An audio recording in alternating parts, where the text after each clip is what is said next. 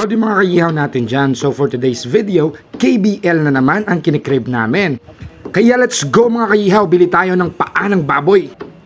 Bumili na din kami ng pinya para at least may prutas yung ating katawan. At meron pa silang pasobra or libre aside sa binili namin. Kaya shout out dyan sa inyo, dyan sa Libertad Market. Giddy up mga kayihaw, simulan na natin ang pagluluto. Bakbaka na naman sa kusina. Let's go!